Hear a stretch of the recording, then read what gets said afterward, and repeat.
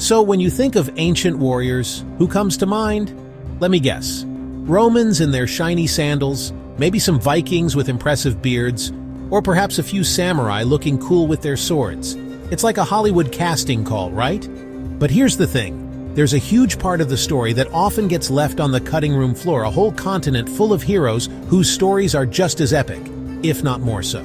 We're talking about Africa, a place where history wasn't just happening, it was being forged in fire, shaped by brilliant minds, and defended by warriors who were the stuff of legends. Now, I know what some of you might be thinking. Trevor, is this going to be one of those serious history lessons? No, relax. Think of this more like the director's cut of history, the version with all the coolest scenes they didn't show you in school. First up, let's go to 16th century Nigeria, to a place called the Zazzau Kingdom. This is where we meet a woman who was so formidable, so utterly brilliant, that her legend is still told today. Her name was Amina. Now, Amina wasn't just any royal. From a young age, while other princesses might have been learning courtly etiquette, Amina was in the war room, studying military strategy with the soldiers. Her grandfather saw the fire in her eyes, this incredible mix of intelligence and warrior spirit. When Amina eventually became queen, she didn't waste a single day. 3 months into her reign, she picked up her spear and launched a military campaign that would last for the next 34 years. Yes, you read that right. For over 3 decades, she was on the front lines, personally leading her cavalry of thousands into battle. Amina's military genius was legendary. She was a master tactician, known for a very specific innovation. She was the one who started building massive earthen walls around her military camps and the cities she conquered.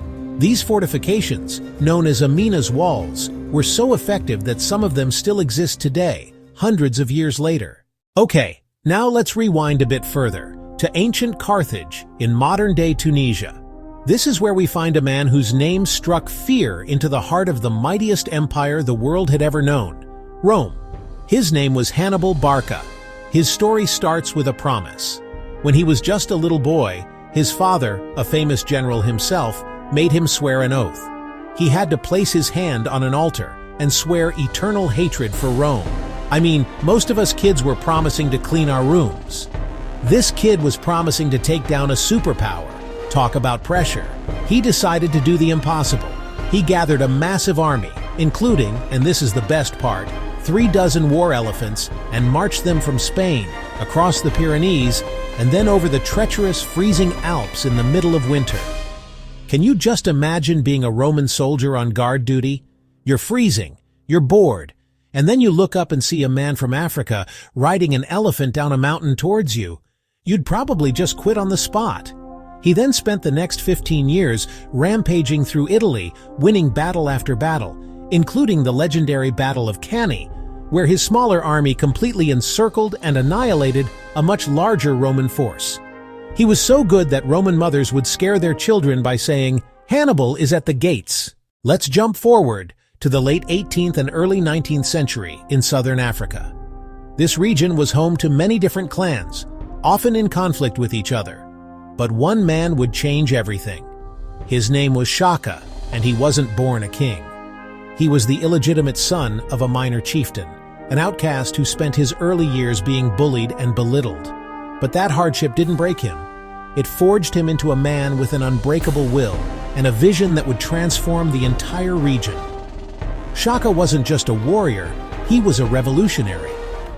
At the time, fighting was often a long-distance affair, with warriors throwing flimsy spears at each other until someone got tired and went home. Shaka looked at this and thought, this is inefficient.